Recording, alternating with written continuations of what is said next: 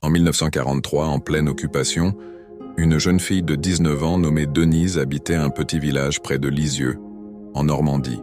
Un jour, un avion allié s'est écrasé dans un champ pas loin de chez elle. Le pilote, un Canadien de 23 ans nommé Jack Preston, a réussi à s'éjecter. Blessé à la jambe, il s'est caché dans une haie. Denise l'a trouvé par hasard en allant chercher du lait à la ferme voisine. Elle n'a pas hésité. Elle l'a ramené en secret chez ses parents. Ils l'ont caché dans la grange pendant 6 semaines.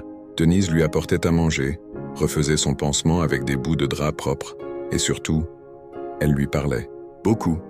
En français d'abord, puis en anglais approximatif qu'elle apprenait dans un vieux dictionnaire. Lui, il lui apprenait des mots en retour. Il riait doucement pour ne pas faire de bruit. Ils se regardaient longtemps sans rien dire. Ils sont tombés amoureux en silence, dans la paille et la peur. Un soir de septembre 1944, la résistance est venue chercher Jack. Il devait rejoindre les lignes alliées. Avant de partir, il a glissé dans la main de Denise une petite plaque d'identité en aluminium avec son nom gravé, et il lui a dit, dans son français hésitant, « Si je reviens, je te retrouverai, même si ça prend 100 ans. » Denise a pleuré toute la nuit. Jack a survécu à la guerre. Mais après le débarquement, il a été renvoyé au Canada. Les lettres qu'il envoyait étaient perdues ou censurées. Denise, elle, s'est mariée en 1948 avec un garçon gentil du village, parce qu'il fallait bien vivre, et parce qu'on lui avait dit que Jack était sûrement mort ou avait refait sa vie. Elle a eu 2 enfants. Elle n'a jamais parlé de Jack à personne, sauf à sa mère, une seule fois. Jack, lui, ne s'est jamais marié.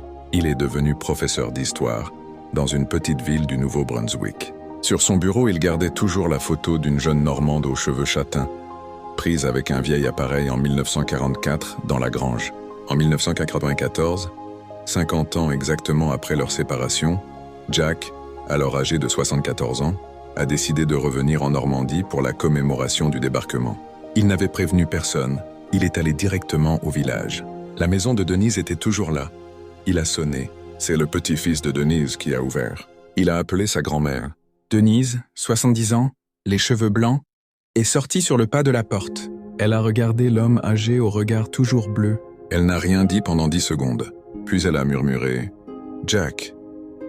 Il a sorti de sa poche la petite plaque d'identité qu'elle lui avait rendue en 1944. Elle a éclaté en sanglots. Ils se sont embrassés comme des adolescents, devant le petit-fils ébahi. Ils ont passé les 10 dernières années de leur vie ensemble. Jack a emménagé en Normandie.